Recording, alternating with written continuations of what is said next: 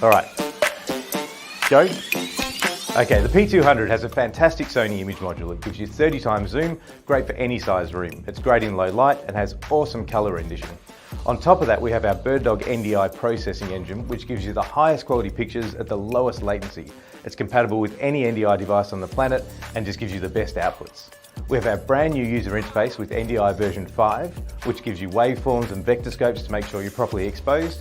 It also gives you unlimited control as far as color control and using your camera. In addition to this, it sounds strange, but we can do pan, tilt and zoom at the same time. Try some other cameras, they can't all do it. The P200 is a fantastic camera that's got every type of connection you can want, from NDI with power over Ethernet, SDI, HDMI, any control interface. It's got a great big tally on the top. It's a really great camera. How to do with the time? And the cool thing is, for a limited time, if you buy 3 P200s, you get a free PTZ controller.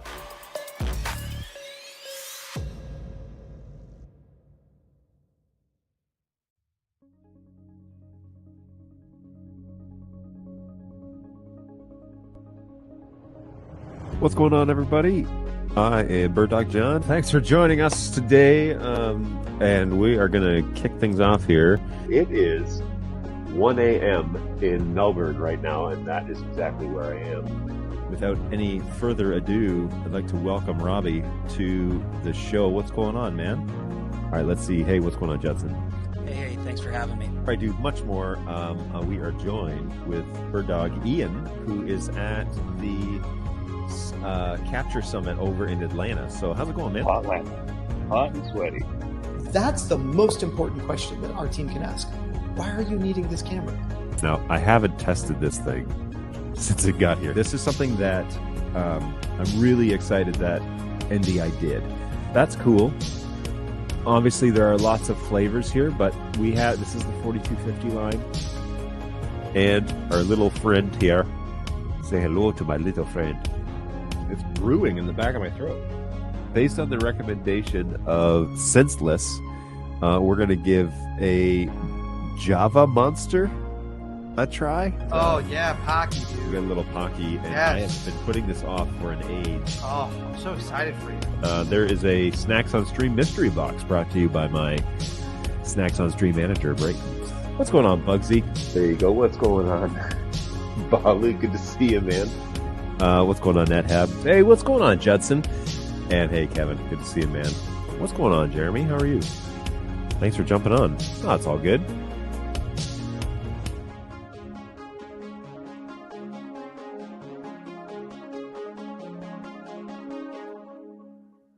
Well, this is kind of weird. I wonder if we're having some internet issues. Hey, how's it going, everybody? I am BirdDog John.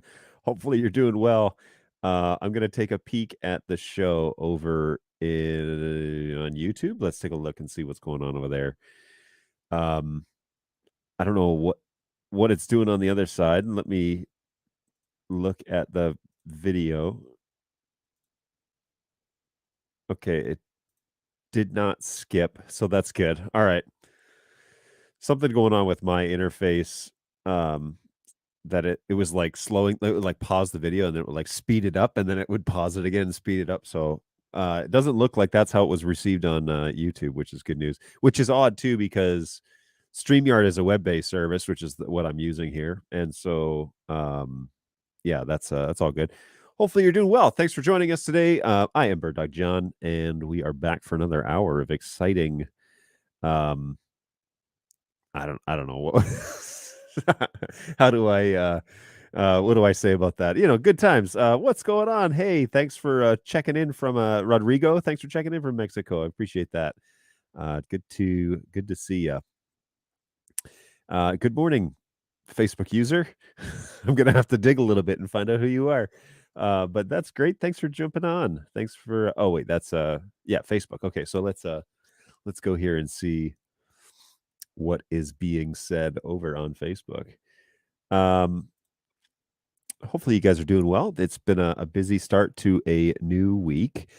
I was actually out sick yesterday because I had caught something over the weekend. Still did a whole bunch of still did the stuff I have to do on weekends, but did it under the weather, so that's unfortunate. What's going on, Brayton? Thanks for jumping on here this morning. Appreciate that. And hello from Indonesia. That's cool. Hey, how's it going, Johan? Nice to see you. Thanks for stopping by. Hey, before I go on too much further, a lot of new faces, and so that's really exciting. Feel free to jump over to birddogjohn.tv. That is the place that whatever we do out of this support studio for BirdDog, that's where I post it. So birddogjohn.tv, hit that subscribe button anytime we do something on there and we upload a video. You will get notified according to your YouTube notifications. So you can customize those, and that way you'll hear from us. So good stuff. Glad to have you all along for the ride. We're having like I said, a busy beginning to the week. I ended up just working from home yesterday, and that was great. Had lots to do, but it's always good to be able to have that flexibility. So I was working out of the original support office, which was one that was in my house up on the upstairs, and back on my big giant computer that I have up there that generates all sorts of heat. And so I had to turn the air conditioning back on. It's like 70 degrees in Michigan these days, maybe 75. And yeah, I had to turn the AC back on because that computer, dual GPUs, pretty good CPU, just generates a lot of heat. And there's a bunch of fans in there, so it moves a lot of air.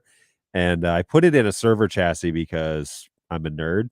And so I wanted that configuration. Well, it allows for airflow. There's like a dozen fans in there, and it just pushes the hot air out, and yeah, it heats up that office. So had to turn the AC on yesterday.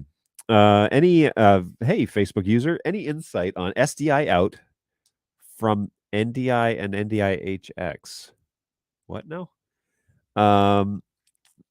Any insight on SDI out from NDI and NDI-HX? You're going to have to expand on that for me, there, mystery Facebook user.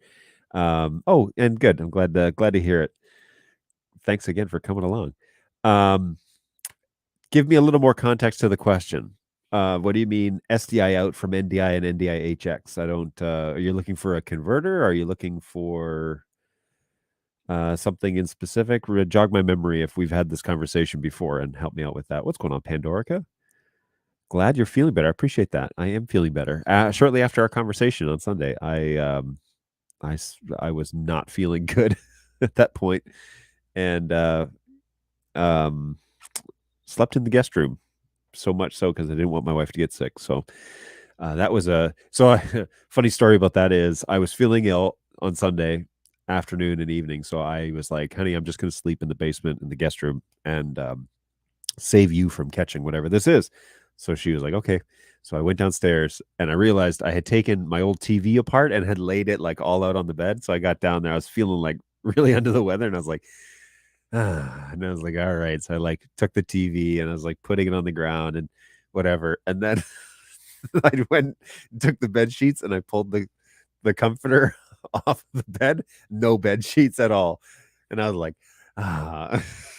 sucks.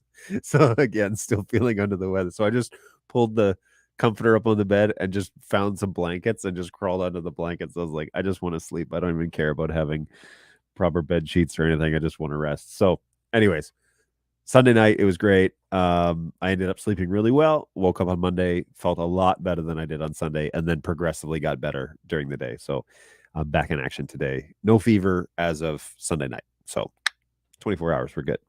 I'm looking for a converter to produce a SDI stream for TV ingest.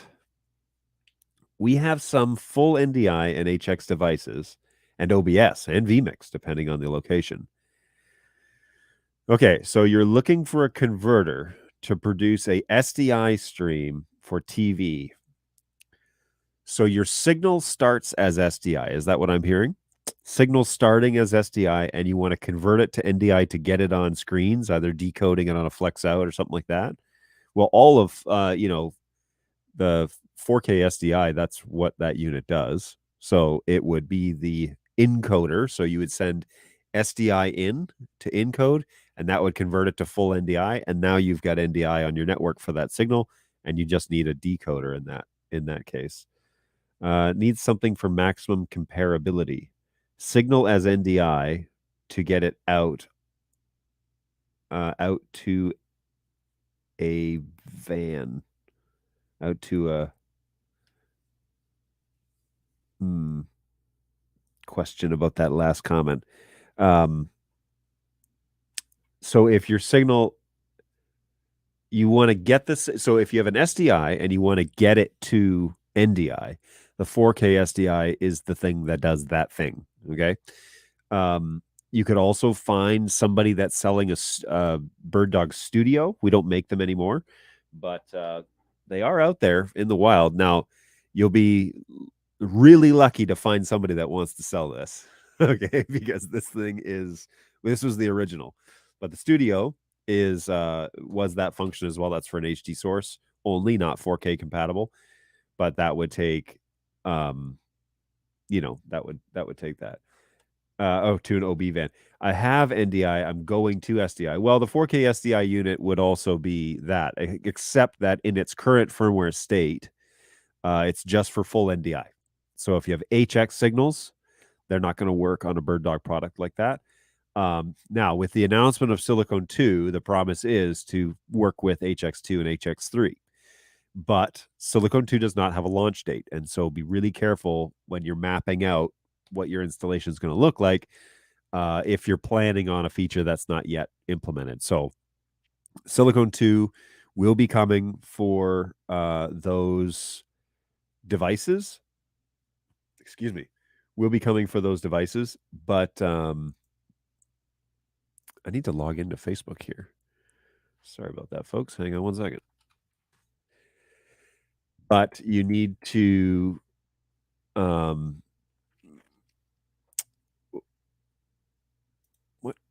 get out of here. Changed 4 months ago. Oh, I can see the user group. Okay. So, hey, James, how's it going? So, depending on what it is that you are doing with the yoink. Sorry, let me jump back here now. Okay, so the 4K SDI unit in its current firmware state will take full NDI signals and convert them, decode them to SDI if that's what you want. It would also take an SDI signal and encode it to, you can set it to one mode or the other. I hear you on the timing. Project is for a major service for this weekend. Well, 100% guarantee that Silicon 2 will not be out by Friday. 100% can guarantee that to you. It will not be out on Friday.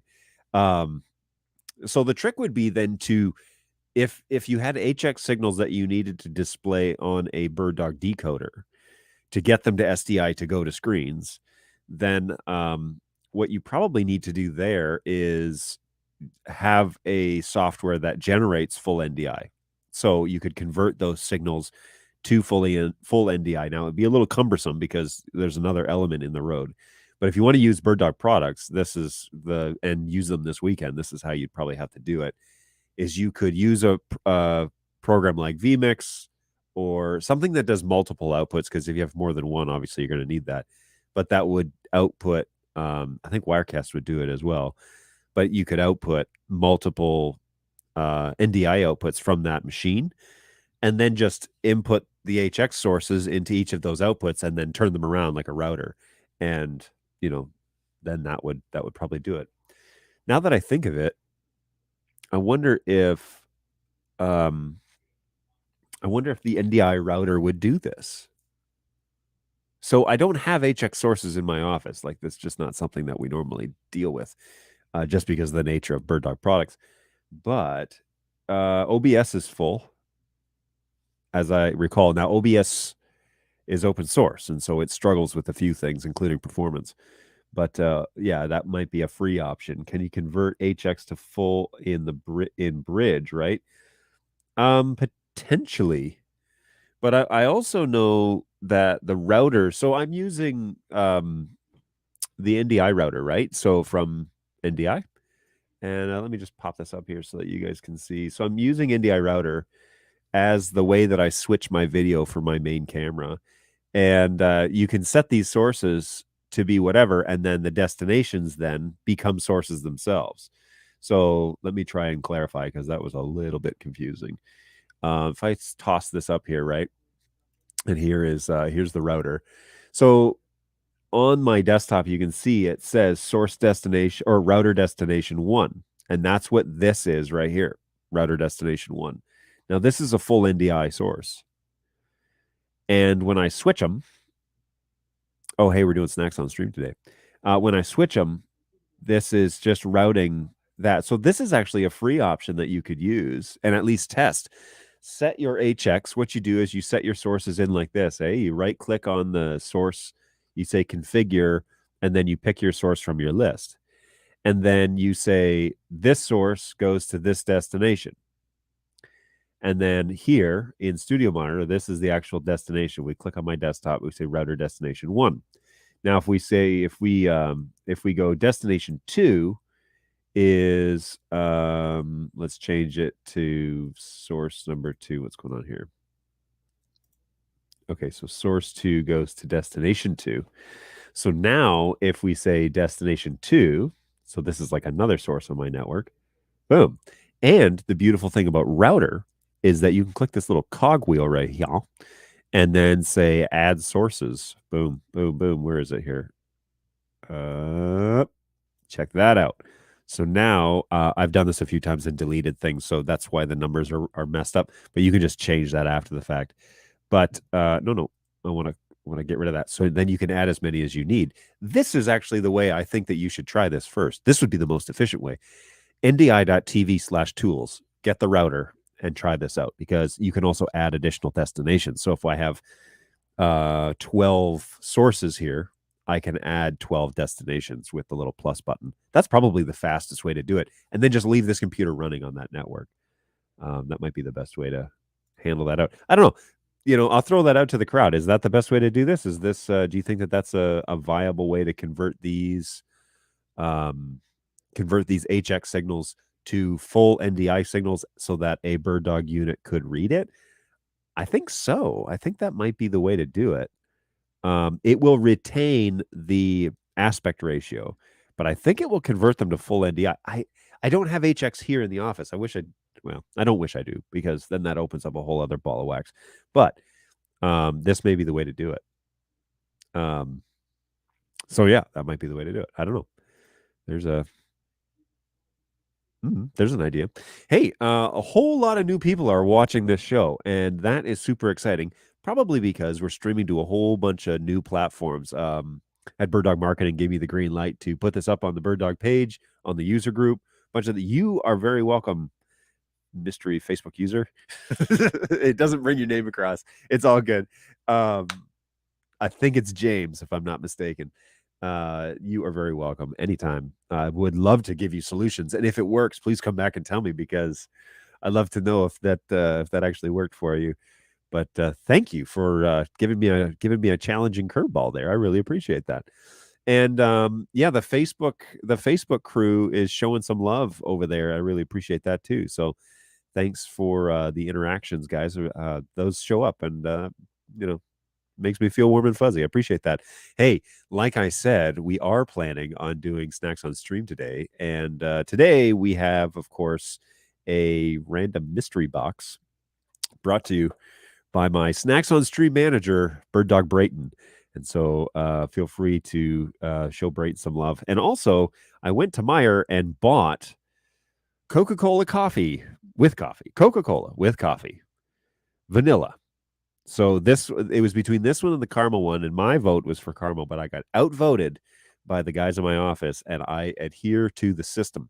And so they told me that the vanilla one was the one to try, and several positive reviews in this office over that. So today we're going to give that a go. If you have no idea what I'm talking about, this show has been going on for almost 3 years, and some days there's just not a whole lot to talk about. And so the show has evolved into multiple things. First and foremost, it's a place for you to come and ask your questions. Come and be a part of our NDI chat and our community. Drop a line in there. Let me know that you're here. I'd love to meet you and bring you into the inner circle of BirdDog support. But also, this is an opportunity for you just to have an open window to ask support questions, ask questions about BirdDog. I got sales guys that hang out in the background and they can jump in if I can't answer a question that's more salesy related. You're also not going to want to miss this Thursday and next Tuesday and Thursday's show, because I've already got it lined up. On Thursday, we are going to have none other than Tom Sinclair join us on this show. And if you know that name, you should be equally as excited because he's way more famous than I am in this world. But Tom is such a great guy. I did a video podcast with him at NAB in April, and I had him on the show. The video is up on our YouTube page, so jump over to BirdDog's YouTube page, the one with the green symbol, and look for our podcast interviews.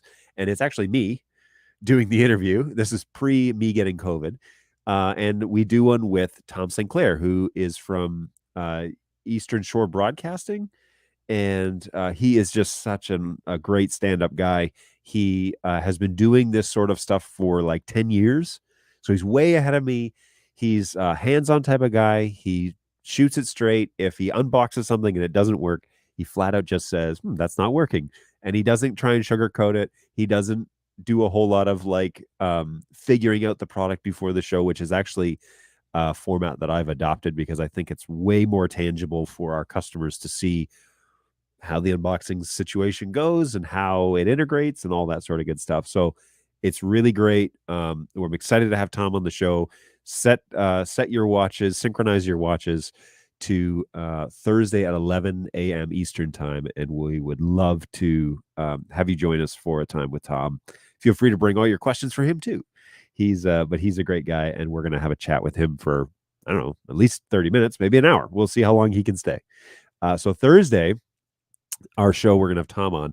And then the next week, I'm going to have Jake, all things, if all things go as planned, BirdDog Jake, who's another employee. He's one of our sales engineers in our company here in the U.S.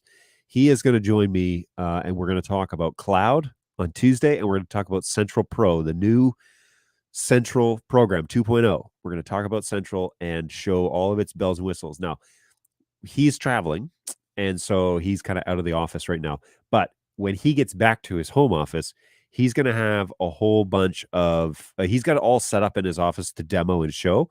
And so I'm going to bring him onto the show and then turn it over to him. And he's going to walk us through BirdDog Cloud. He's going to answer BirdDog Cloud questions. So bring your questions about BirdDog Cloud on next Tuesday. And then Central, we're going to cover next Thursday. A week from Thursday, we're going to talk about that. So Tom Sinclair this week, Jake on Tuesday with Central, with BirdDog Cloud. And then next Thursday, the following Thursday, we're going to have Jake back again. And we're going to talk about Central Pro. So pretty exciting stuff. And I couldn't agree more. Jake is pretty awesome. Hey, John, did you ever test the HX real latency maybe on a BirdDog product? Did it really get 80 milliseconds or more like 130? So first of all, our products don't do HX. So we have not tested that. I have not tested NDI HX3 at all. And partially because our products don't support it yet. BirdDog products don't do HX3 or HX2 or HX. That is coming with the Silicon 2 update, which is not coming on Friday, as I said earlier in the show. But when that standard gets integrated with the BirdDog products, you better believe that we are going to be testing latency because people are going to want to know what the difference is between HX3 in particular and full NDI. HX3 and full NDI will be then the closest, or currently are, I guess, the closest in comparison when it comes to latency in this conversation that Johan is talking about. Because HX2 was the closest, okay? So HX, then HX2, then HX3. Finally, a company that actually works in succession and those numbers actually improve as time goes along. So bravo NDI.TV for that standard. But the HX3 standard was introduced, but if you look at the white paper that NDI produced, the first thing that I said about this was it's pretty obvious that what they did was they increased the bandwidth and decreased the latency. That's how it works. I mean, that if you allow for more data traffic, you can get the latency down. And so that's exactly what it looked like, at least for me. And jump in the comments and tell me if I'm totally off here.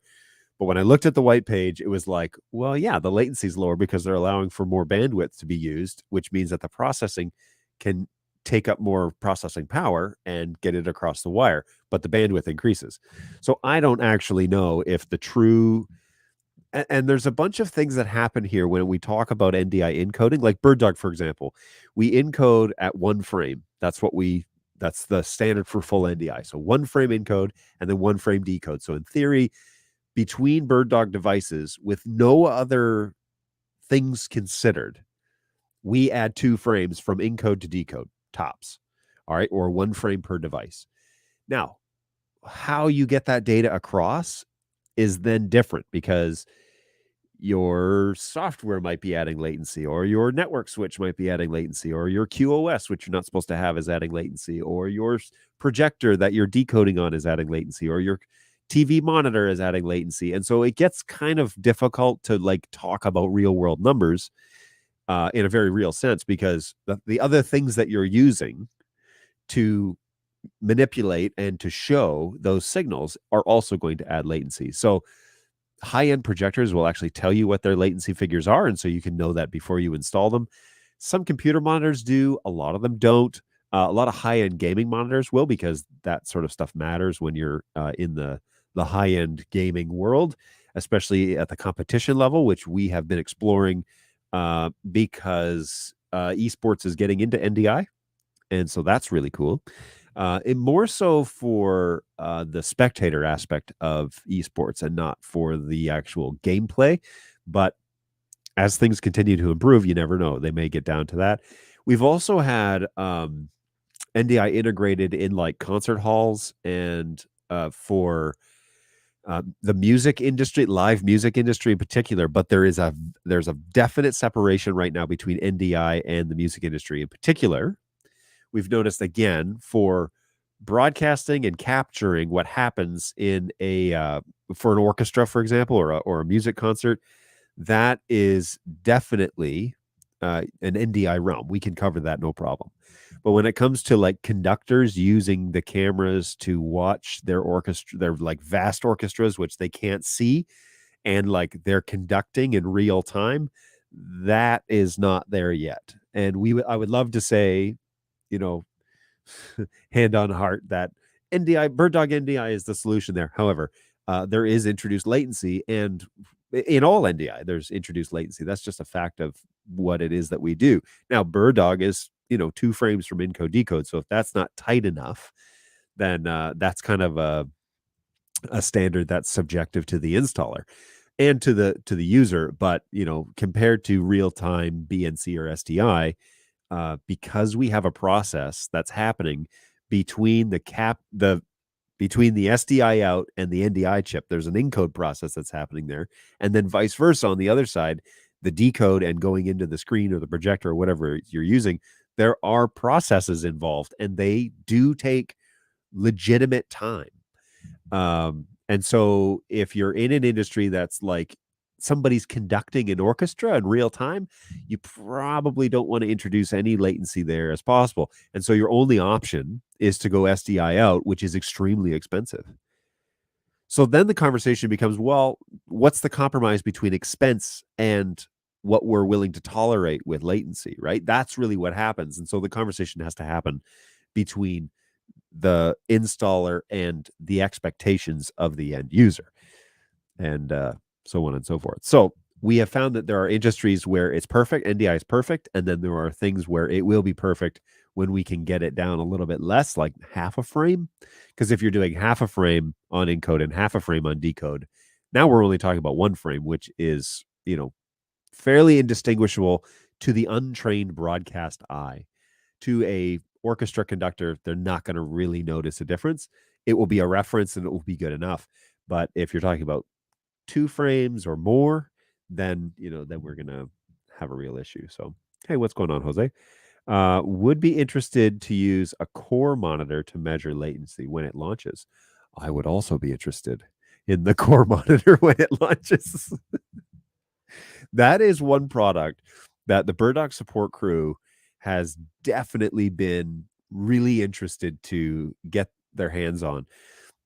I said this earlier in a show, maybe it was it had to be last week or the week before, but BirdDog is doing a lot when it comes to um, creating a BirdDog ecosystem to where like there will be pieces, like I don't foresee BirdDog creating like a video switcher, like a vmix. I don't see us going down that path because vmix, you heard it here first, folks. vmix does a pretty good job. We don't need to reinvent that wheel. If you're looking for a software-based NDI product or a software-based video switcher that needs to ingest NDI, vmix is one of the best in the industry. It really is. Wirecast is also very good. Okay, I've used Wirecast on the show. I quite like Wirecast. It does a lot of things well, and it serves a particular market. Okay, let's leave it at that. If you're really looking for the workhorse, the Cadillac, you're probably not looking any further in the software realm. You're probably looking at a TriCaster, and you say, "Well, John, TriCaster is so ruddy expensive." It's like, yeah, but you're saying you want the best. It's like I want the fastest car in the world. It's not gonna fit my budget. I'll put it that way. We're gonna have to find funding to make that happen because we absolutely want the best. Well, as far as I'm concerned, there really is no parallel to the TriCaster at this point in this world because it has its function and it talks. It is the NDI hub. I mean, it is that thing.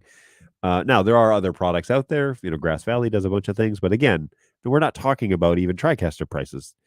GV is on a different stratosphere. So, you need the fastest. Yeah, it. Didn't you used to drive one of those? maybe I'm confused. XB, good times. If it wasn't, I can't remember what that cube vehicle was that you drove. What's going on, Balu? Thanks for jumping in on the show. Appreciate that. Thanks for joining us. And for those of you who are new to the show or just running across this because you're on Facebook or you're on YouTube or whatever, the home base for this show is birddogjohn.tv, which was it was the Nissan Cube that you drove. That's right.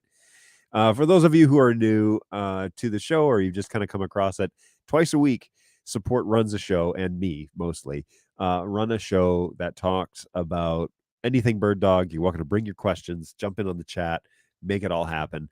And we will try and answer your questions as best we can. And the deal is, if I don't know, I won't pretend like I do know.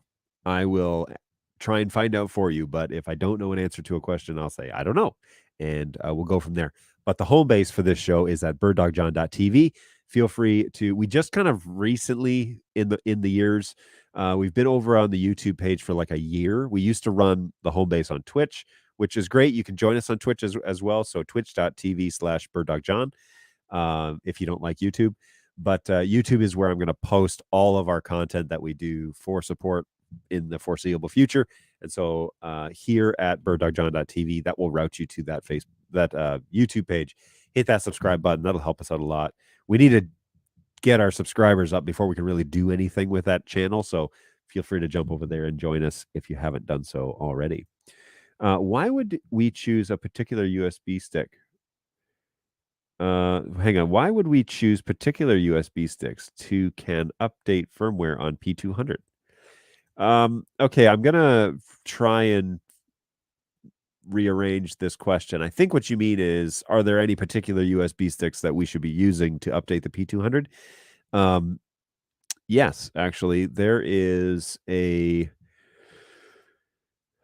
are. So full disclosure, all USB media is not created equal. And when it comes to the BirdDog cameras, less is more.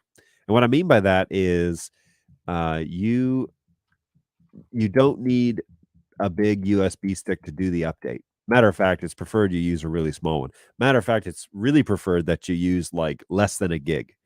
Now you can fake it, right? You can get a big USB drive, go into Windows, and open disk utility, disk partitions, I think it's called. So if you click on the start menu here, let me do you a favor here, and I'll show this on screen so that you can follow along. So let me just minimize these items. All right. So on the start menu, yoink. Let's make that a little bigger. Okay. On the start menu here, you can type in the word disk and it will come up with create and format hard disk partitions. So you can insert your 50 gig 50 gig thumb drive, and it'll open up something that looks like this. And on here, it will give a drive that will pop up. Do I have a USB drive in here? I probably do. Yeah, here we go. One moment, please. All right, so if I insert the USB drive, I get this new volume, drive D, right? So I can click on this, and it gives me this little this volume. So you can highlight whichever one you want, and then it shows you. Now, be really careful here. For the untrained, maybe you're new to Windows or something, this is a dangerous place to be because you can delete your drives, and you don't want to do that. So you want to click on the one, and if you don't know, unplug it and plug it back in. See which one appears, okay? Mine is this one. It's called New Volume. And what I want to do is I want to right-click and say Delete Volume and say Yeesh. And it's going to unallocate the entire drive. You want it to say unallocated, which actually isn't a word in the dictionary. Unallocated is not a word. But anyways, Windows is Windows. Now we're going to, there's the quote of the day. Windows is Windows. Now we're going to right click and say New Simple Volume, and we're going to get this little wizard, okay? And the wizard is going to help walk us through how to do this. Now, by default, it's going to claim the entire drive. It's going to say this is a 16 gig drive, 14.7. It's a 16 gig drive. Here we're going to allocate the entire thing. Instead, we're going to say 256. Next. We're going to name it Drive E. I don't care. We're going to give it this volume name, New Volume. Sure, no problem. We're going to change it to FAT32 and do a quick format. And we're going to click Finish. And what's going to happen is actually going to open up a new window on your screen. It's going to look like this. And it's going to report back, right, chill, that now you have a 256 megabit drive. And you might say, John, why on earth would we only make a USB drive that's 256? That is a great question in this day and age. But here is the reality. When you do the USB update on the baseboard, now I'm assuming you're updating to LTS, because when you go to NDI 5, you won't need to do the USB thing anymore. Praise hallelujah, right? So the answer to the question, though, is why would I, the question is, why would I need 256? Well, when you do a baseboard update, the camera, when it boots, okay, you're going to power cycle with the USB in, the camera actually reads the USB port bit by bit. And there is only an allotted amount of time to be able to do that. So if you have an 8 gig drive, we have found that it tries to read all 8 gigs, and sometimes it doesn't get to the actual hd20.bin file. And so it doesn't do the update. And so people have to power cycle and do it again and again and again just to get it to take. Well, if you set it to 256, it has the ability to read the entire drive during that window. And so you put that hd20.bin file on there. Now that it's, and we can go to downloads. It should look like, let's hang on one second. Let me open this. Let me get you a downloads folder so you know exactly what this should look like. Okay, here are all my downloads. I can't actually read that way up there on the screen, so I'm going to grab a file, downloads, yada, yada, yada, LTS, where are you? Here we go. So this is a PF120 LTS. This is the step yoink, and we're going to drag that hd20.bin file on there. And so your final product is going to look like this. It's going to be 256 megs. All right. And then it's going to be hd20.bin on the root of that folder. And the rest of that space on that drive is going to say unallocated. That's how this works. Don't create a partition. That's not the same thing. It will still read all partitions and may time out. Make sure it says unallocated. So when you plug this thing in, then the camera is going to know that it's only 256. That's the only space that it will be allowed to read, and it'll find that hd20.bin file. So now Brayton has also done you a solid and dropped a link on the Twitch stream to the one drive that we currently know works, and they haven't changed their media as of last checked. We actually order these by the dozen in this office. And so if you're looking for an Amazon link here in the US, that might be an option for you to check that out. So feel free to give that a go and let us know how it goes, because we're always interested. Now, if you so the P200 will take the FAT32 format. We have found, however, that the keyboard and the P100, the old P100 camera, that thing will operate better on FAT, or FAT16 is what it's formally known as. But just in that drive, that wizard that you're formatting the drive, it gives you an option between FAT and FAT32. So select FAT instead of for those two products. We have found this out just by trial and error, man. Like just by doing it over the years. All right. I've been at BirdDog for 3 years. My guys have been here, a couple of them been here over a year in support, and then a couple more guys have started this year. So we have figured it out over time, and these are the discoveries that we found. And that's why you come to the support show, because you find out those little inside tricks just by asking a simple question. So hopefully that sets you down the right path. And I believe that you are a first-time chatter here on the show. So thanks for joining along. Hopefully you found that answer somewhat useful. All right. So onward and upward. Now, what time is it? Whoa. It's 11:41. Did I start late or something? Have I been talking nonstop for 40 minutes? Good golly, man. How on earth is it already 11:40? Maybe no, that's got to be. It is 11:41. Oh my word. Crystal clear. Thanks. Wow. I am flattered that you said that was crystal clear, because that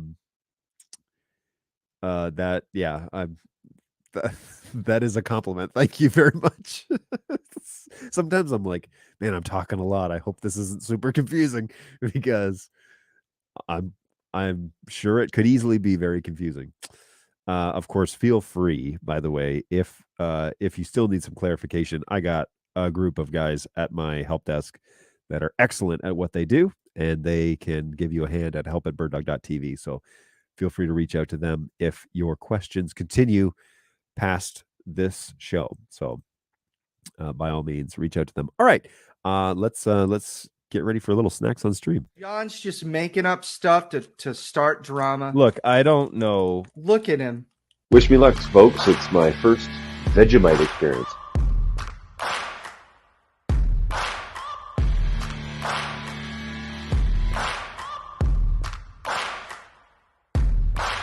Final, this is like cheese flavor or something. It doesn't really look too appetizing. Good golly, this is something else, man. Here's the thing about Pop Rocks, and I don't know if I'm the only one like this. Pop Rocks have always been a social experience for me. I did not think that is what you were going to say. That's hilarious. That is awful. Oh, gosh, that's so bad. Jeez. Holy smokes, man.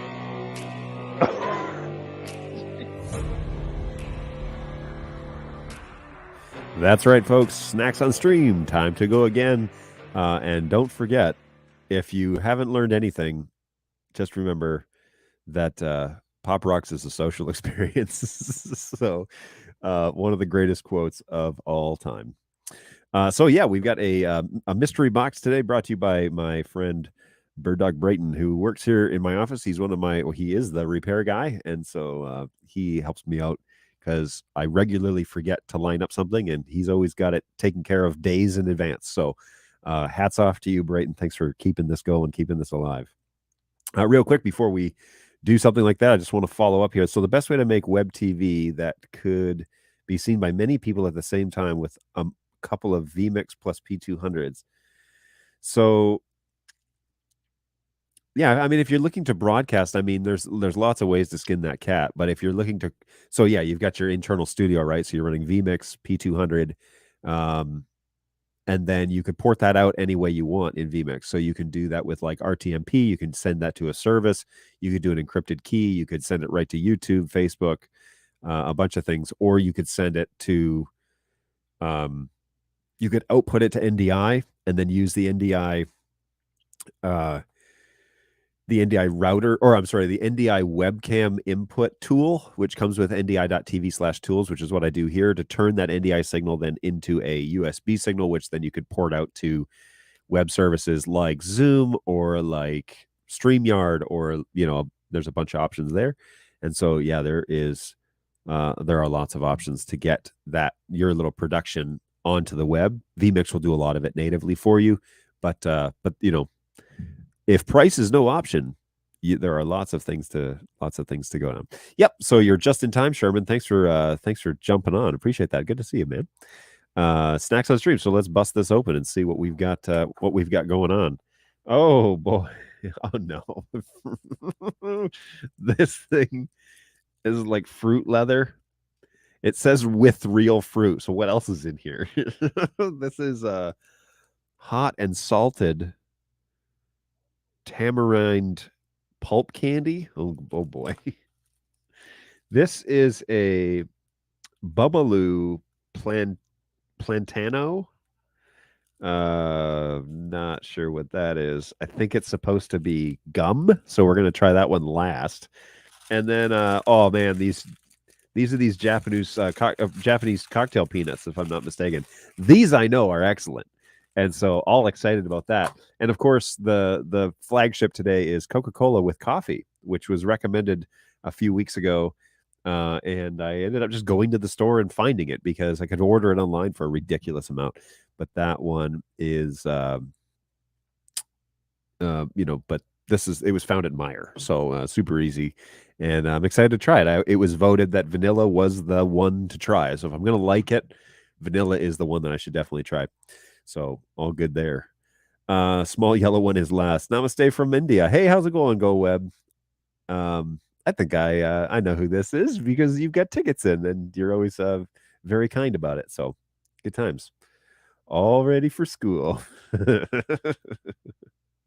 Hey, tips for NDI settings for Ubiquiti networks. Interesting.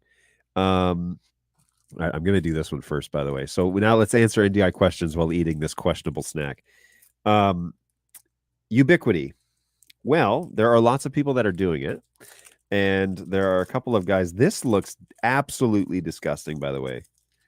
That is not appealing. Look at this. Ew. It's so gross. It's like, oh gosh. It smells like fruit leather, but there's also some hint of like disgustingness with it. So here we go. I'd written to help at BirdDog. Let's see how it goes. Oh gosh. It's the same. It's the same taste as those suckers that we had all those months ago. Oh, and it's like fruit leather with a hint of barnyard. Oh, it's so gross. Oh, man. I don't want to be accused of giving up too soon, so I'm going to eat it. The question about this Ubiquiti network NDI integration is a couple of things. First off, oh man, the Gen 2 Ubiquiti switches are generally not very good. And the reason for this is because the processes are all software based. And we're dealing with a lot of data constantly, like it never ends. And so it appears that the Ubiquiti switches can't keep up like they used to with the Gen 1s. If you have Gen 1 switches, they seem to work just fine. But the Gen 2s, they lost on performance a fair bit. Now, the guy that would disagree with me, and rightfully so, is named Judson, and he's on here every now and then.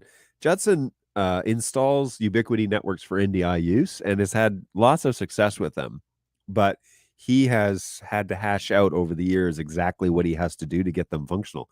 And so we may need to get him back on here. He was on our show, I don't know, 2 months ago, maybe at this point.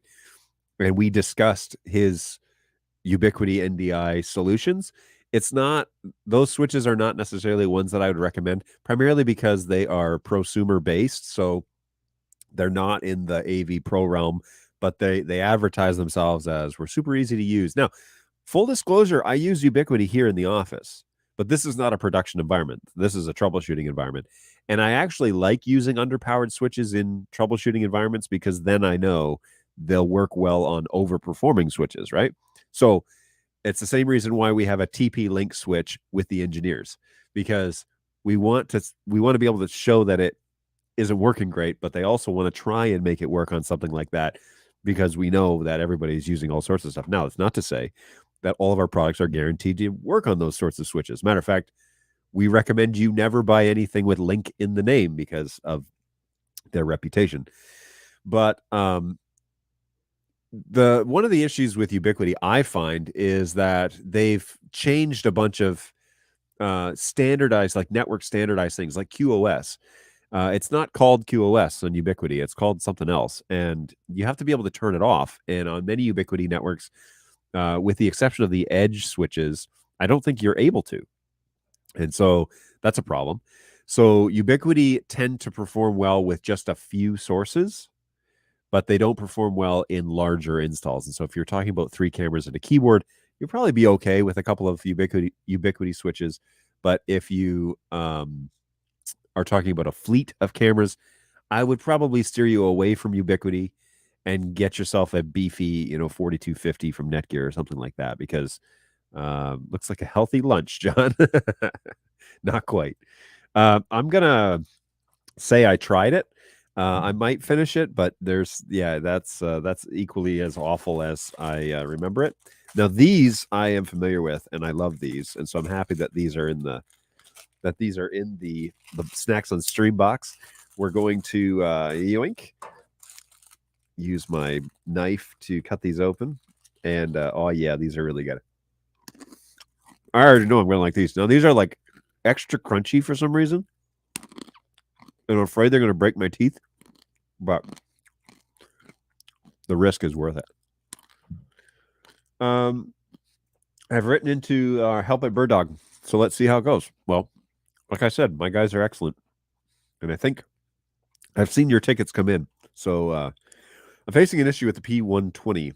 It works for some time after recent firmware update, and then suddenly it has no feed. I update the firmware again and again, and it does work for some time, and then it loses the signal. I'll stop you right here. We are investigating this because we've had more than one person report this, and I've got a camera here that's doing it. So I'm actively talking to the engineers, literally, like they're awake and I'm asleep and they're awake. This conversation is happening right now. You are not the only one to report this issue, and we're figuring out what is going on. Because I guarantee you, go to your dashboard of that camera, you'll probably still be able to get there, but the MCU version will say none instead of like 4. I think it's supposed to say 4. It'll say none, and that is probably throwing the error that you're seeing. So it is I won't say it's a known, like, confirmed bug or something, but I will say that you're not the first person to report this, and we're gonna figure out what's going on, because yeah, I have one here that's doing it. So I shared a screenshot for further. Yes, Mickey says none. Boom. Yep. If you redo the firmware on initial boot up, it will say MICU version 4. And then when you reboot the camera, it will probably switch back to none. That's what I'm finding, at least. So yeah, it's known. And you better believe that we are scrambling to figure that out. Okay, so these cocktail peanuts from Japan. Fantastic. I knew I was going to like these. De la Rosa.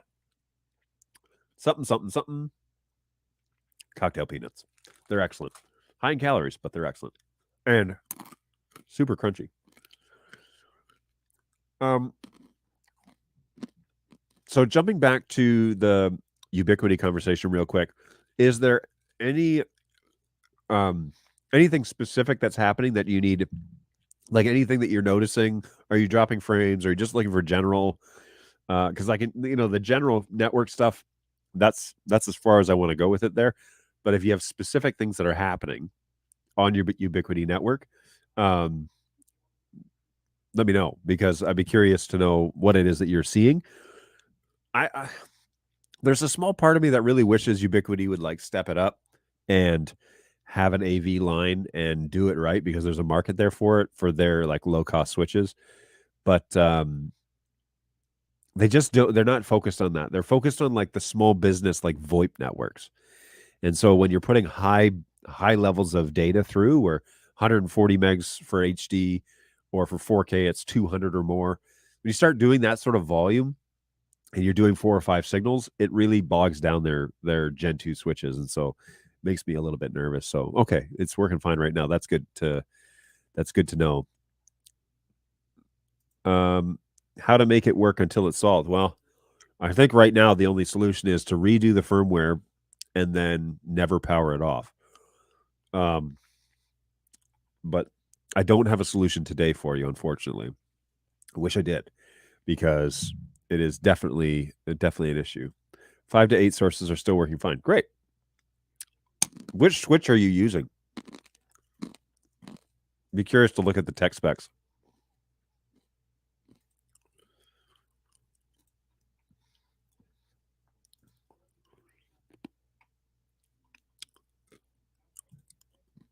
All right, and then yeah, let's. So the leather, I would, if you're not used to this sort of flavor, I would avoid. The cocktail peanuts are excellent, and I'm not going to try this bubblegum until I am drinking this Coca-Cola. So Coca-Cola with coffee, vanilla flavored. So there's kind of a whole bunch of stuff going on here. Give it the sniff test. Yeah, it smells like Coca-Cola. It does have that vanilla hint to it, but oh, I'm using a Unify 8, and sometimes it lags. Yes, I have an install with the Unify 8. I've got 2 cameras on it, as well as I don't know about this Coke, guys. I mean, that is you can't go into it expecting to drink that you're going to drink Coca-Cola. Like it's going to be different. So try not to come at it with that. I don't mind Coca-Cola. I prefer Pepsi. Don't hate. But the coffee and the vanilla, I don't know if that works. I guess it's all right. I've got a US 8 150 watt at sources. How many of those do you have? Be curious. Heads up on that gum. It says Montano. It's probably banana flavored. Could be from Mexico. They call it banana. Okay. I appreciate it. It does have a picture of a banana on it. So let's go with that. I'm going to trust you that it's banana flavored gum. We'll give that a chew in here in a minute.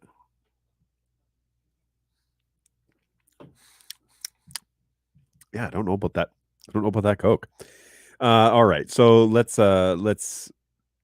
go back. Wait a minute. How do I do this here? All right, so let's jump back to some of these comments. So I have a ASW aggregation switch at the vMix side. Ooh, okay. I like this setup. I mean, so here's the thing. I find it all right. I find Ubiquiti okay if you're load balancing across the network, right? But too often, customers will see an 8-port switch and think, I can get 8 devices on there. They start plugging 8 cameras. It's like, whoa. So I strongly advise against just overloading a switch. But if you're load balancing like that, then I can get on board with that. I can see why that's working. 2 US 150. Okay. So also we're using a Netgear 4250 and connected 3 4K flex decoders. 4K, so flex outs, you mean? Flex outs. 1 flex 4K in and 1 P120. It works very well. Yeah, now those 4250s, those are money. They cost money, but those are also great devices. They're NDI focused.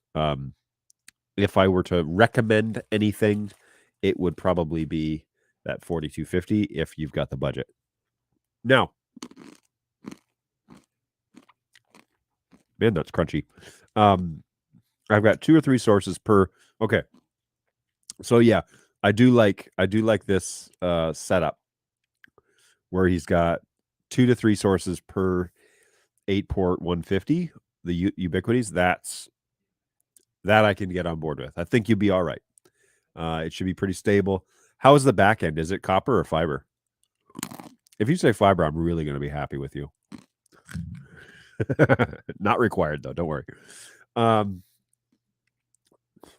just happy that you're not overloading your switches. That's beautiful. So yeah, those 4250s, like those things are great. And I run multiples of those across this network and at trade shows and stuff. And it's really good. So bravo. All right, I'm gonna finish up these peanuts. We're gonna have a good conversation, so I'm gonna go for a few more minutes here. Feel free to jump in, cycle out, whatever you need to do.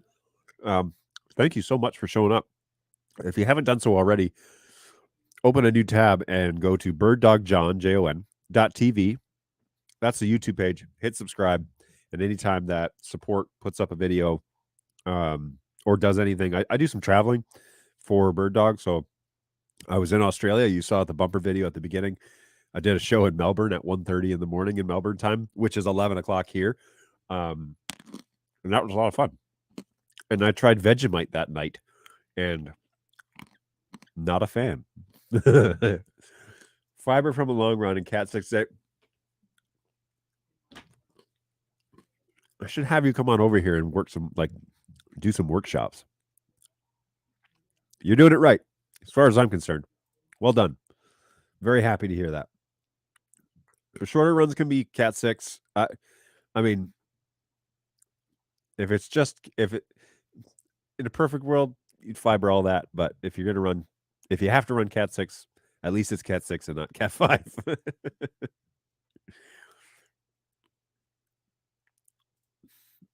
Is it possible that you could give a short tour of your setup? It is possible. It's actually really basic, to be honest with you. Let's see. How do I do this? I've got 2 cameras online right now. Yeah, okay. So let's manipulate the 200 real quick. And this is home. All right, so let me just, you know what I should have done? I should have just, hang on one second. Let me correct this little mistake I made. All right, so I'm going to steer the 200 around my little studio here. All right, so yeah, we can do a little shop tour. So I've got a couple of lights here on my desk that give me that green glow. Snacks on Streambox, but computer setup, 2 monitors on either side, 1 light that's doing a fill, which is that one's lower. Hair light, that's just a simple little LED panel, and then I have a really bright light that's over here that's providing the majority of. Let me see if I can drive over there. Yeah, so I've got this light that's over here that's got this.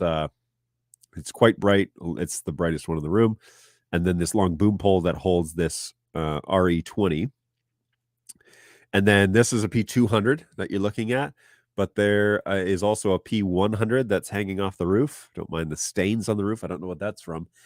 So we run cabling up there, and that just runs over to a little spot on the wall that runs into one of my switches. And then it's just a black backdrop. And I don't know what else there is to report. That's basically it. I've also got right next to the P200, that is a P400, but she's currently off, not running, but it provides a second shot. Yoink. And and there's also a monitor that's right in front. So if we back off one more time and we go down, so this black box right here, let me see if I can't. Where are we here? So this black box, I see why, is it's just a Blackmagic monitor. It's a 12G SDI monitor. And so we use that for testing mostly in this office, but I run it during the show so I can see where my quadrants are and all that sort of thing. So I love that cable management. Yeah, I know. Jealous, huh? I had a little extra, so I just looped it up there. I was like, meh, I'm not going to show this on the show. No one's going to care. Well, today's the day, I guess. That's unfortunate. M-Tash, what's going on? How are you? Thanks for jumping back onto the show. Hey, morning. It's actually afternoon now. If I have any P200s plugged in for, if I have any P200s plugged in for electricity and plugged into a switch via Ethernet, Do the 200s still draw any PoE power? Now, initially on paper, it would say no.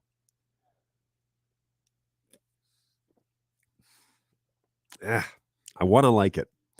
Initially on paper, I would say no, it shouldn't draw any. However, I have seen a P200 draw 2 watts while it's plugged into DC power. And so I can't definitively say yay or nay because I can monitor the power consumption on my switches, and they do show that something was being drawn. So in the latest firmware, I'll need to double check this for you, MTash, but in the latest firmware, it shouldn't. But you never know. And because it doesn't require it if you don't have PoE, right? The camera still boots up, no problem. So I'm not too sure why it would draw anything or need it. And again, on paper, the answer should be no. To give you a definite answer, I can't say one way or the other. Let me think. Nope, that camera's not on the network. Okay, I was trying to think. Hang on. I have a really bum tooth, and so I chewed on the wrong side. All right, so in this office right now, I don't think I have any cameras that are PoE enabled, but plugged in with DC and onto our network that's PoE enabled. So I think everything that is plugged into the PoE network is running PoE power. So I can't like pull it up for you right now, but I will definitely find out. After the show, I'll go to my office and I will find out. And if you come back on Thursday, I will share that discovery with you. No problem.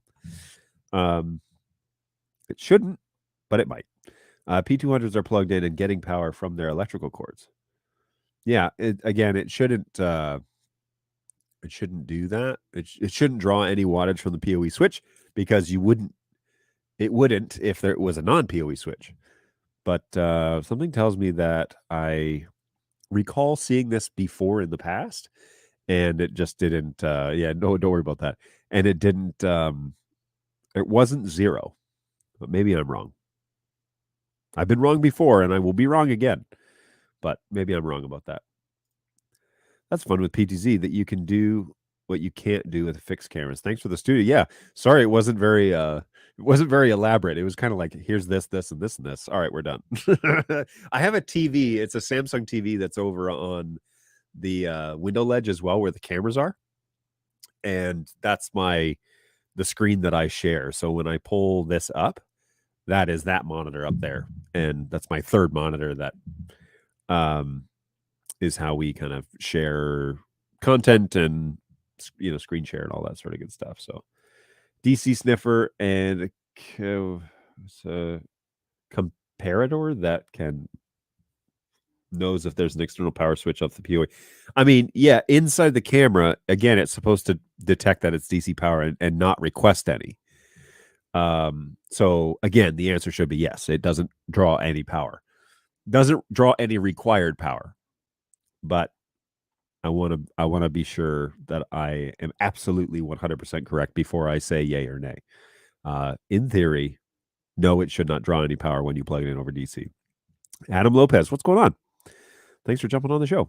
The PF120 box cam won't populate on Cam Control version 4, but works with an older version 2.0. Version do I have? Let's find out. Version 4.0? I have version 3.0 on this one, and I have a box cam. So on version 3.0, it does populate. Let me see if there is another version that I don't have.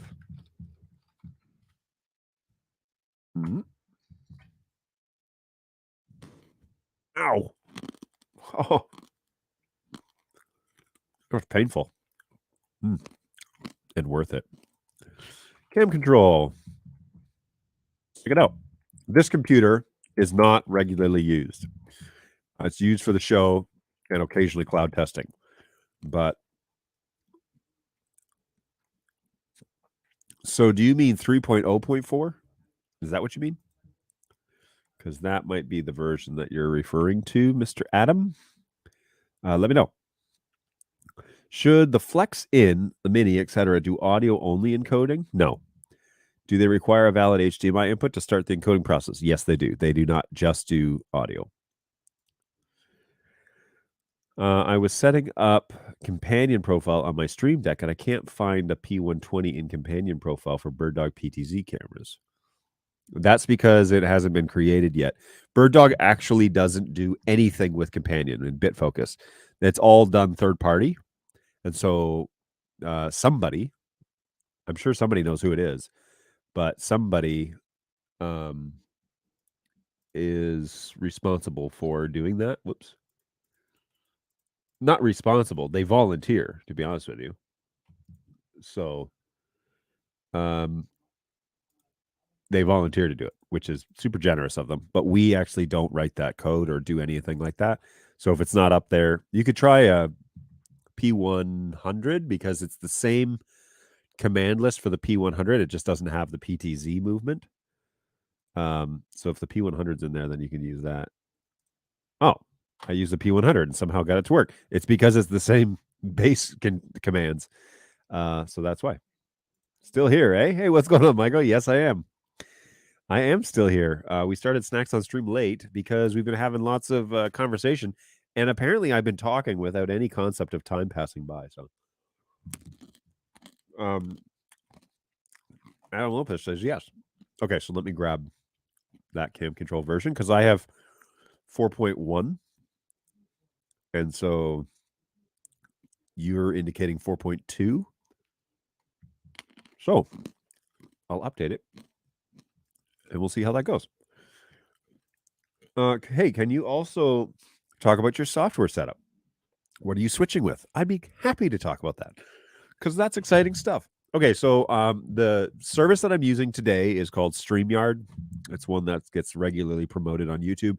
Anyways, I fell in love with the service while I was watching the Johnny Depp Amber Heard trial, but I was watching a YouTube channel of people of like lawyers that were watching the show and talking about the law kind of behind the scenes, and that was really cool.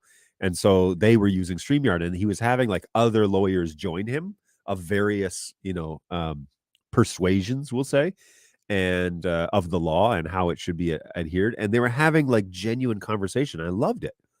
I was like, I can invite BirdDog guests on here, or like BirdDog guys. I can invite like guys like Tom St. Clair, which on Thursday, Tom's probably going to be joining us on Thursday. So be sure that you hang out with us. If you don't know who Tom is, you're missing out, man. You need to Google that guy. So Tom St. Clair is going to join us on Thursday, but you can just invite guests pretty easily. Just send them a link and it opens up in their browser and away they go. And it can run on any device, any operating system. It's great. And so I've had guys on here lots so far, and I like the idea of having a conversation together. And if you can get more than 2 or 3 people, it really makes for a fun dynamic on the show. So I'm using StreamYard P200. All right. And it's going not only to my confidence monitor, but it's NDI across the network. And it's coming over. My computer is running NDI router. Okay. This is a new program out of NDI.tv. And NDI router looks something like this. All right. This is kind of a bigger version of it. But anyways, NDI router. And what I'm doing is I'm sending this signal, which is, configure P200, to destination 1. And then I'm taking destination 1 and I'm running the webcam input from NDI, an NDI app called Webcam.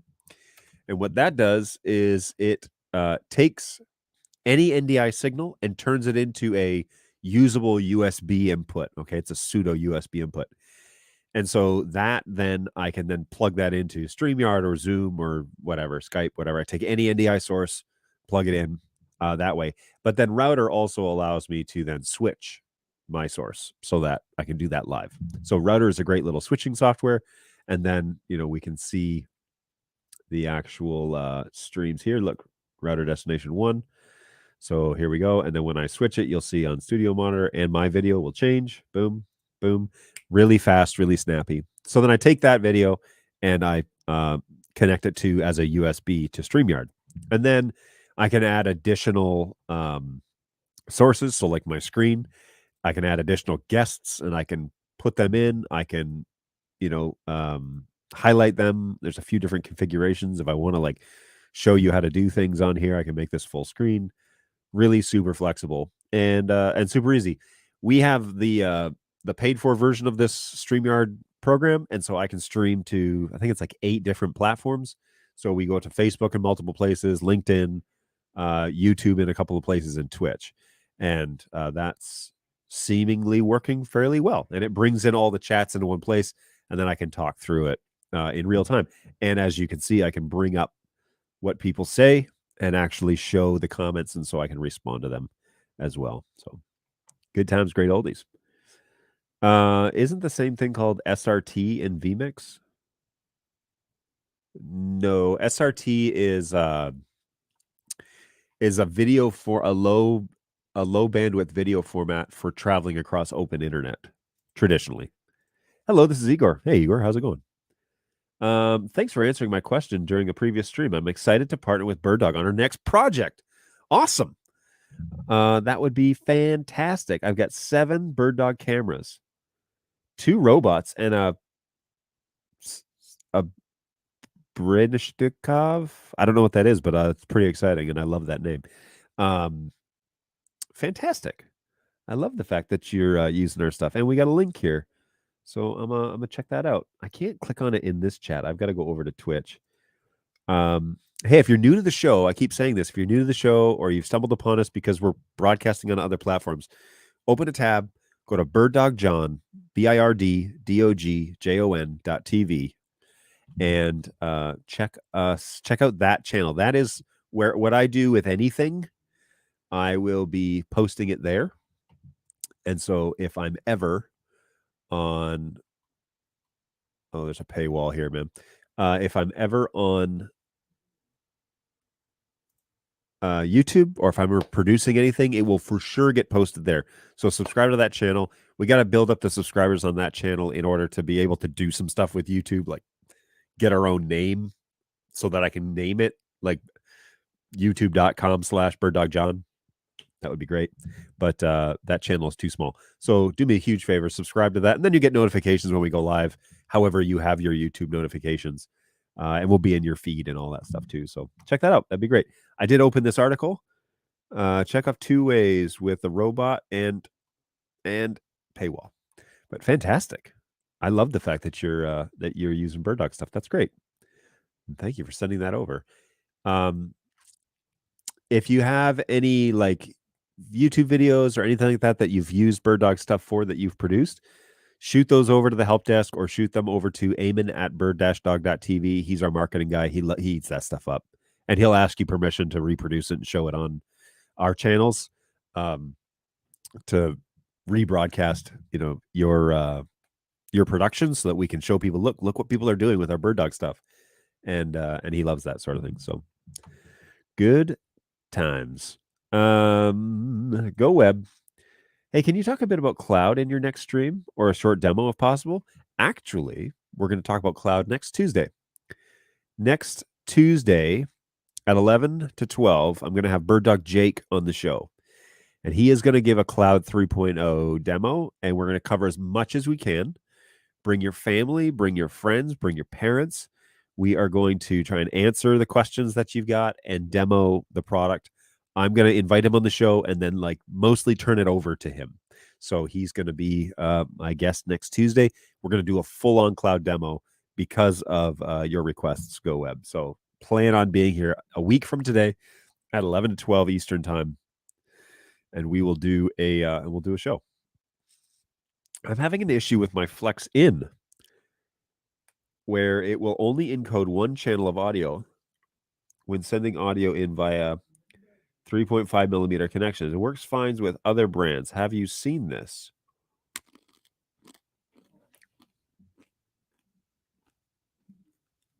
Possibly. Where nothing can possibly go wrong. Yeah, hang on one second. Let me see if I can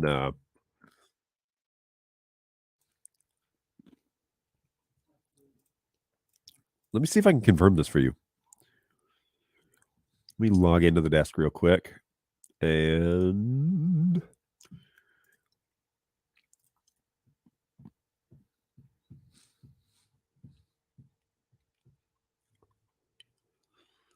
Now,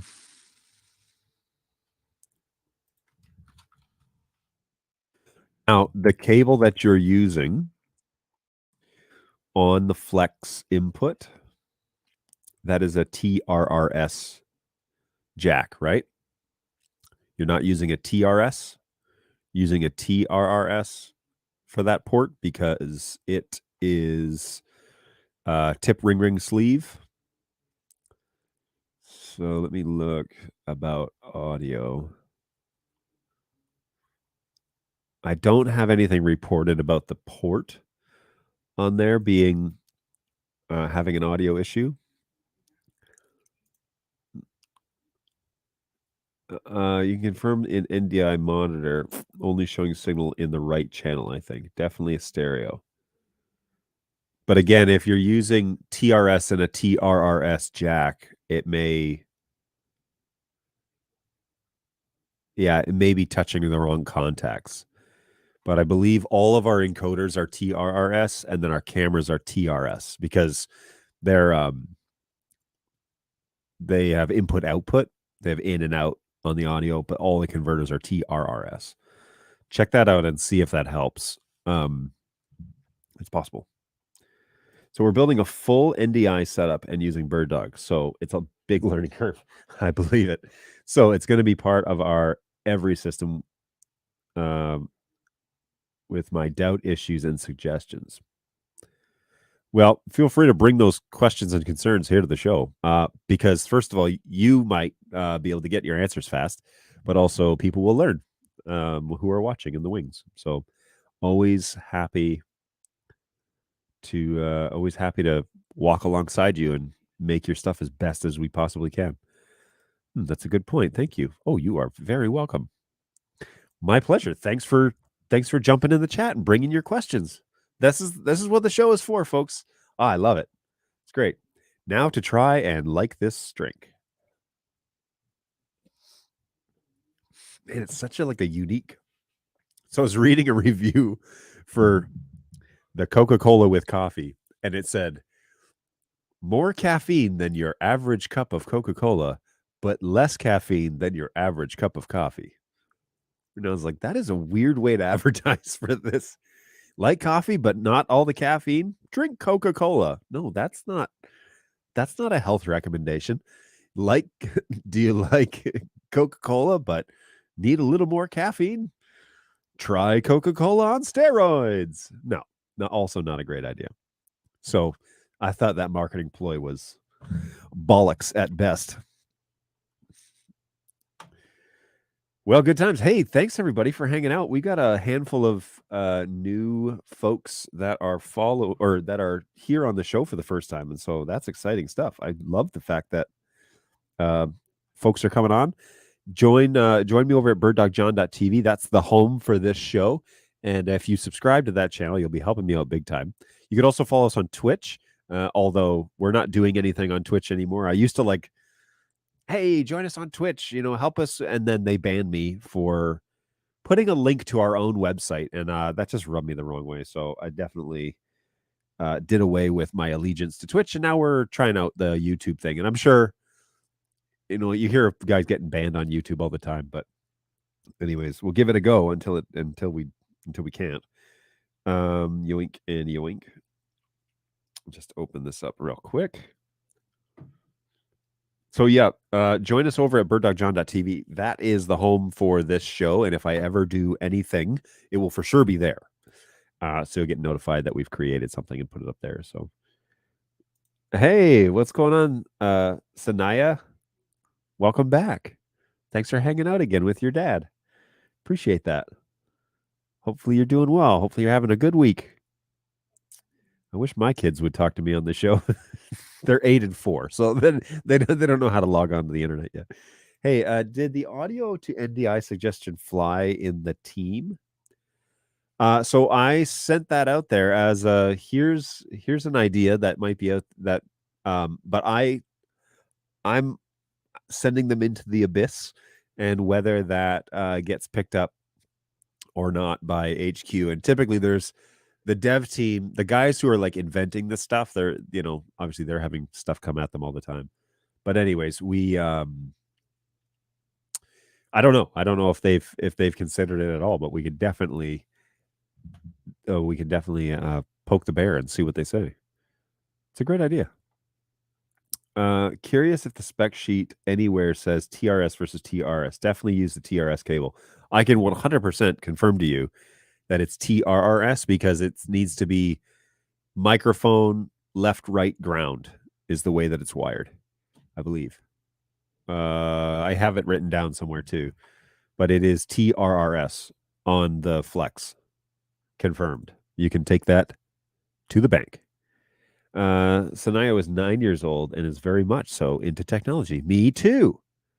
I love technology. It's good stuff. I make a living off of it. Right? Thank you. Oh, you are very welcome. Hey, if you're over on Facebook, feel free to hit the like button or I don't know. It shows up in my feed. It's so cool. It shows that people are liking the show. But yeah, the whole point of the show is for you to bring your NDI questions. It's funny because we have a small support team. All right, we're not a big giant global conglomerate that has a call center and yada yada yada. We're just not that way. But we do want to be available for folks to come and hang out and ask questions and actually be a part of, like, come and talk to us. We love this stuff. And if you've got questions, we'll try and answer them. I won't lie to you. If I don't know the answer, I'll tell you I don't know. But if you throw it in the chat, we'll do our best. Otherwise, if you're just here to hang out and watch, also throw something in the chat. Let me know you're here. Always anxious to meet new people and yeah, get our message out there. We also do tutorials. We also do interviews. We do walkthroughs. Do not miss this Thursday, because on this Thursday, we're going to have Tom Sinclair join us as long as schedules align and the I's are dotted and T's are crossed and royalties are paid. No, I'm kidding. He's not charging. I hope he's not charging me anything because I have a $0 budget for that. So Tom's going to join us for a little bit.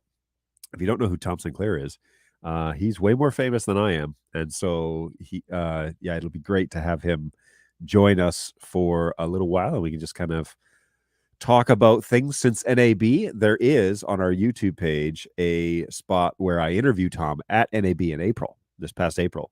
And that was a really fun interview. And if you want to you can just put it up in the background and listen to us chat. But we talk about the industry.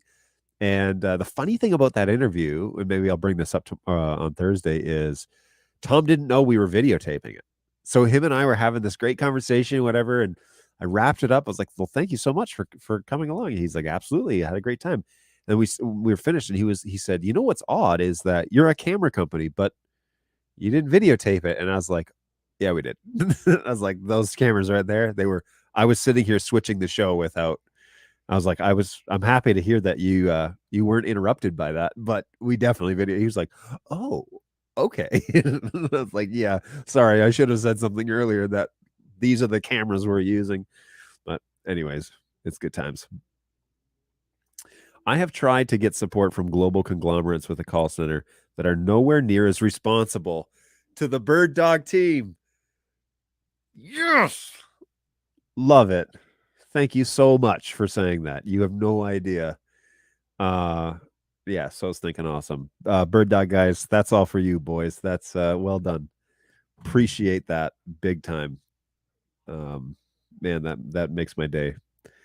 Can you explain your NDI cloud solutions and advantages? That is a huge question that could take multiple hours to answer.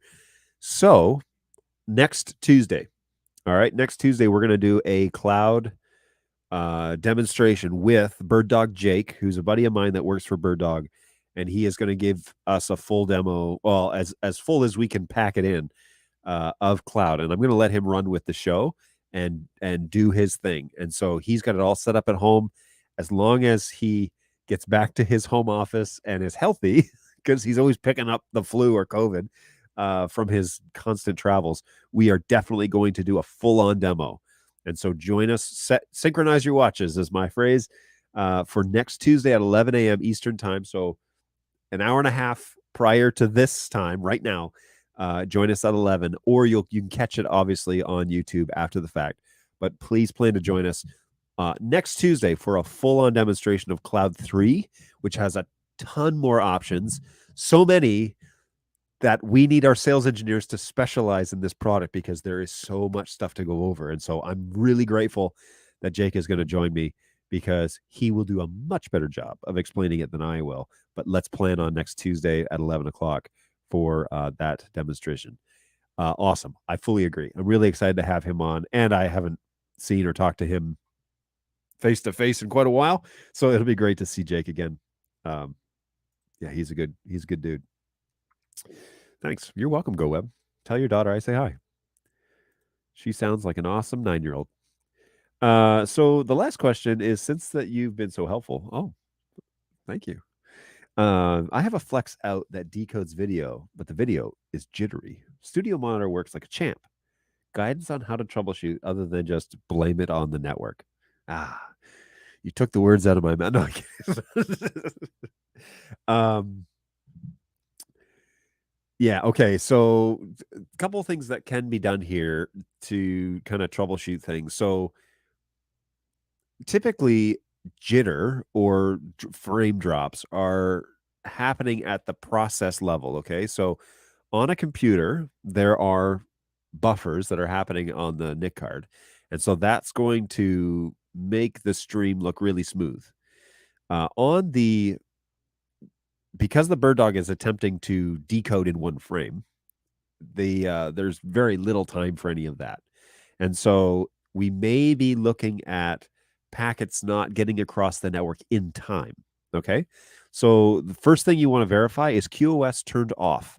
Jitter is commonly caused by quality of services running on the network that inspect packets in real time, but they cause latency. And so in the NDI pamphlet from NewTek, they clearly state that NDI should run and QoS on NDI networks, QoS should be turned off. This is a little bit tricky if you're using a Ubiquiti network, because Ubiquiti doesn't call it QoS. They call it something else. Anyways, you need to turn it off and figure out how to turn it off if it is on a Ubiquiti switch. I can't remember what it's called. So you need to kill that because we need it full throttle. Second thing is you need to verify that the ports that are being used, including the one on the Flex, by the way, are registering as full-on gig ports, okay? Not 10 100s. 100s, it's smooth and then it stutters and then it's smooth again. Like I can't SSH to the Flex. Yeah, there you go. What do they call it? Ubiquiti for the win sometimes. I upgraded the P100. Okay, hang on. So, yeah, we want to double check and make sure. Also, double check that like the switches are fully up to date. They make updates fairly frequently. So be sure that those switches are fully up to date if it's Ubiquiti. Full gig, no issue there. Okay, cool. Yeah, what do they call it? All right, Ubiquiti users, what do they call QoS? Here, this sounds like a question for the almighty Google.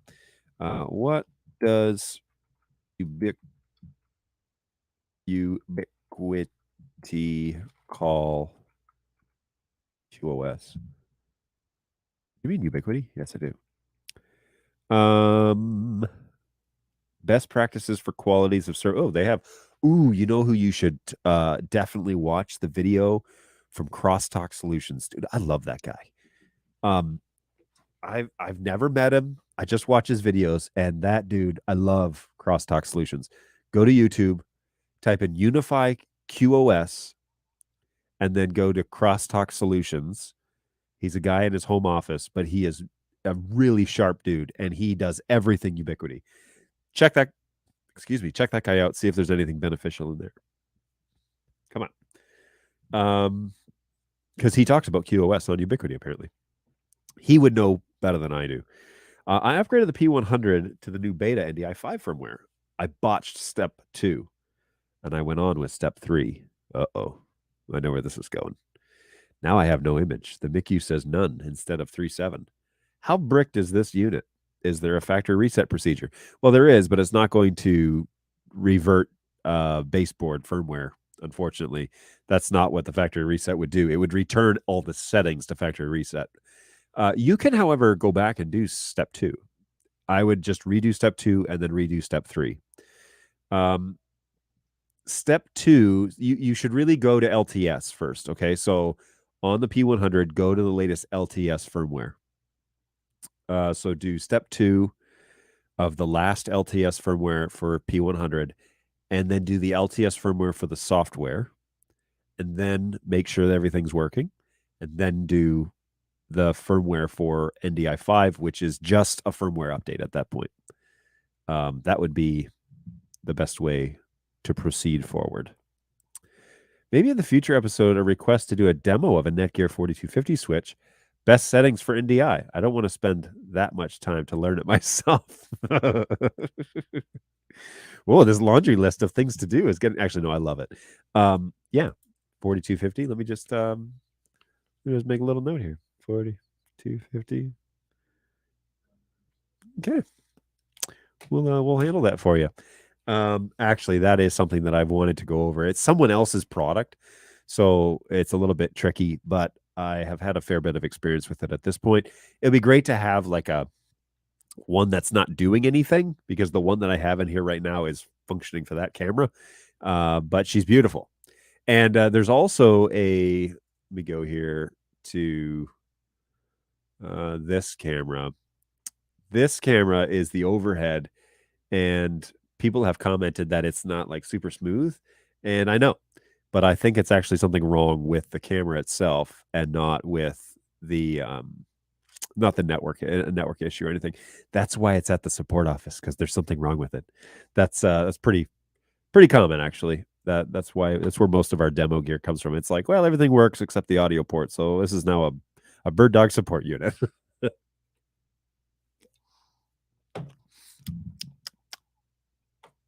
I'm trying to like it. I don't know. It's just not great. Hey, maybe it has to do with the cable management. Touche. Let's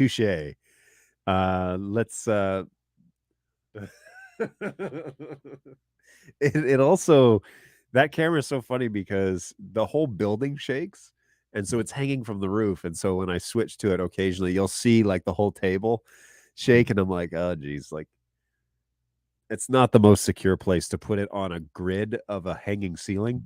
Yeah, it's not going to be super secure up there. Anyways, it hasn't fallen on me yet, and it's been up there for over a year, so it's living the dream here in the BirdDog studio. Good times. Man, I'm happy you guys are here. Thanks so much for hanging out with us today. Really appreciate that. Okay, so the last snack on stream is the bubble gum, and apparently it's banana flavored. That's what we're going to go with. So, oh yes, it is. Wow. All right, finish off with the banana gum. Oh gosh.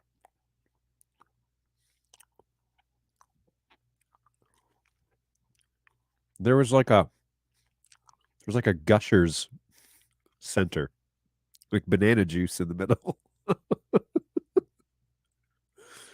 Oh gosh. All right. Well, banana flavor is not bad, but I could have done without the like Boston cream custard banana flavor in the middle. That was weird. Anyway, it does taste like bananas.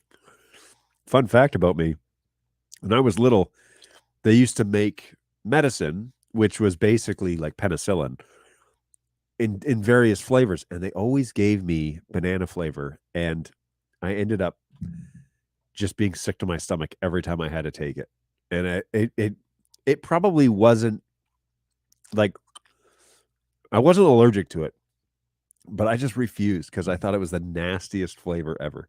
And nobody taught me that if you just plug your nose, you won't taste it. They didn't tell me that until I was like a teenager. So all those years of suffering with taking bad medicine. Anyway, it's not BirdDog related, says Andrew. What's going on, Andrew? But I use 2 PCs with 3 NIC cards. Oh boy. One for general networking, one for Dante, one for NDI. Is there any way to make NDI sending from a PC not flood the other two NICs? Actually, I think this can be done in Access Manager, can it not? Let's have a little look-see. I think you can set at least a preferred. So if you download the NDI 5 version of Access Manager, let's throw this up here so that everybody can see. Okay, so here, advanced, and then preferred NIC card. Check, and then NDI network. I believe that this should tell your NDI libraries that this is the network for NDI sources. If I'm not mistaken. I thought that's how it worked. It may still, I don't know if it'll still broadcast on those other networks, but it shouldn't. So open access, this is a great test though. Open Access Manager, go to the Advanced tab, click on Preferred NIC card. You have to have the NDI 5 version of tools. Preferred NIC, select your NDI NIC card, hit OK, and then that will tell your NDI libraries on this computer that I'm using. It'll tell those NDI libraries that is where the NDI network is. That's the preferred NDI network. Again, I don't know if it'll isolate, but pretty sure it should. Let's read that fine print real quick. Hang on. Whoops. Fine print says, by default, NDI makes effective use of available network connections for best transmission. Use this option to force NDI traffic to prefer a specific network whenever possible. Boom. There's your answer. I think that's the best that they're going to be able to do for you. Be sure you click OK. It will save it to the library and become active. That's how you make changes in Access Manager, and then when you hit OK, it writes it to the library. So there you go. Hopefully that's helpful. Good question. Lots of good questions today. Man, I was all nervous because I didn't have a guest lined up, and I didn't have anything specific I was going to walk through, and you guys have just been carrying on the conversation. It's 12:42. Like, this show is going on almost 2 hours. This is like the old days where I used to run the show for 3 hours a day. I used to run it 3 hours on Thursdays? But it was a 3-hour show. Yeah, just like old times. I'm still on NDI 4. Well, there you go. Solution is in the upgrade. Just in the tools kit, actually. All right, goodbye, banana gum. You actually were not that bad. It's not too bad. Would have again. Hey, what's going on, Aiden? Have just rolled out NDI 5.5. Who, NDI? NDI did, yeah, for sure. Are you familiar with the Office Hours Global Project? It might be a good source of guests. Office Hours? No, I'm not. Office Hours Global Project. Welcome to Office Hours Global Project. On this week's schedule, what is this? IBC coverage breakdown. What is this?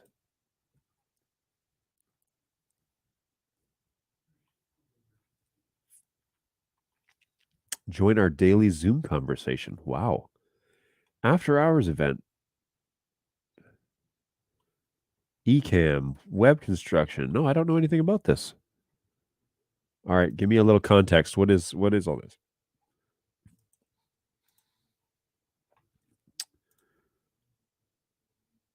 Office Hours Global. Highly recommend. Well, I'm going to check that out. See? Help you, help me. Help you, help me. Office Hours Global ... IBC coverage. What is this? Focusing on NAB coverage. Oh, they do like a to get like a Zoom thing as well. Videos, recent uploads. Who are these guys? Holding people's attention in a swipe away world. Yeah, I should probably watch that. Oh, I see why you've linked me over there. It's a group of production pros who started getting together daily when lockdown started. Vast experience base. Ooh, right on. It's a wide panel of experts of AV streaming, etc., getting together every day and answering QA questions. That's cool. Yeah, maybe I should reach out to them. Maybe I should just join them. Although I wouldn't consider myself an expert in very much. Do you have any Discord channels? We do. We do have a Discord channel. Let's see. Does the Discord? There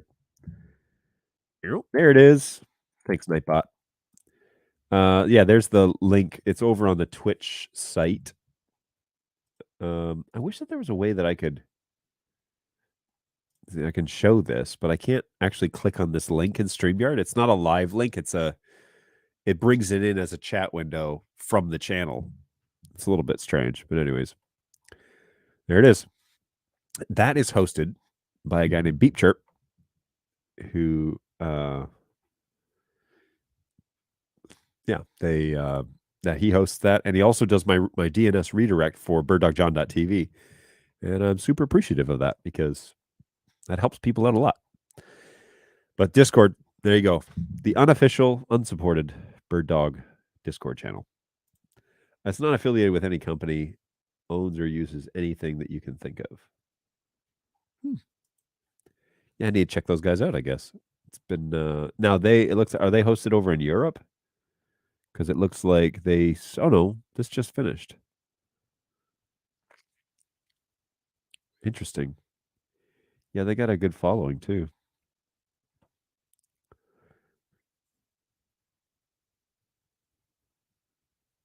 That's cool, man.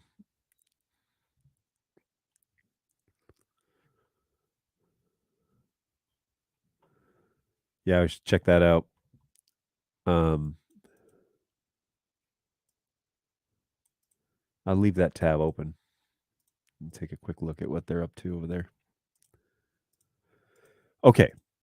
Well, it has gone way past what I ever imagined this show would go past, especially for not really having much of an agenda today. So thanks, everybody, for carrying it on. Be sure to jump over to birddogjohn.tv and hit subscribe to that channel. That would help me out immensely. I have a meeting coming up at 1 o'clock, which is in 13 minutes.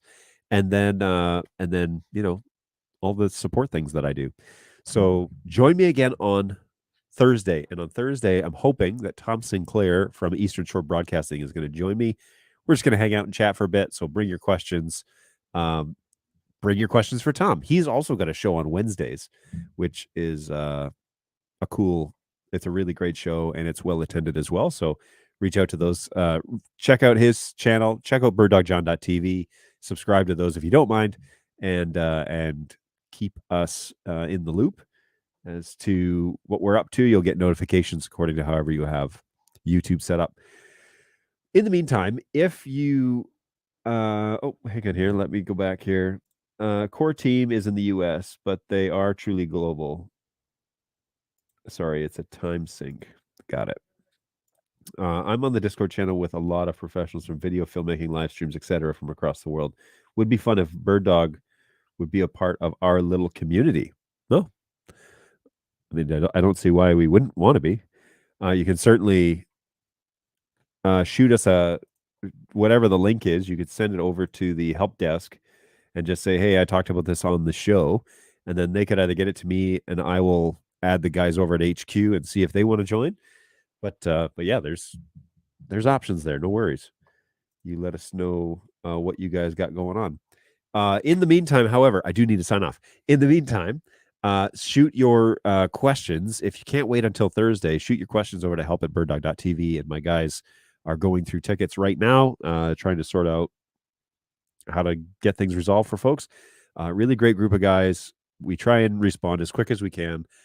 Give us a little bit of time because there is a lot to talk about and a lot to do We also do all the testing here in the support office, so we don't have to wait for Australia to wake up and get online. So there's lots and lots and lots of stuff going on, but we promise we will try and get back to you as quick as we can. If it can wait, or if you think of it in the next day or so, we'll be back on Thursday at 11 to 12. I'm going to have a special guest. And the next week, we're also doing 2 shows with Jake, one on Cloud and one on Central. So be sure to put those on your calendar. Oh, there's Senseless right here. He's one of the agents. He's one of the primary agents that gets back to people. So he is doing whatever he can to make that happen. And yeah, I can say a lot about that because you should see the mountains of work that get done around here. It's unbelievable. So great team. Send us over your questions. We'll try and get back to you. And if they don't know, they'll send it to me. And if I don't know, I'll talk to the engineers. And if they don't know, we'll have to figure it out. So don't be shy about the ticket system. It's a great little system. Works pretty well. We try and be as responsive as we can. But if it can wait, bring it on Thursday. And I'd be happy to talk to you about those things that you're discovering. In the meantime, take care of yourselves. Be well. Have a great beginning of the week. And we're going to see you closer to the end as time goes along. Looking forward to Thursday's show already. So thanks so much. Thanks for being awesome. And we will see you guys in a couple of days. Take care of yourselves.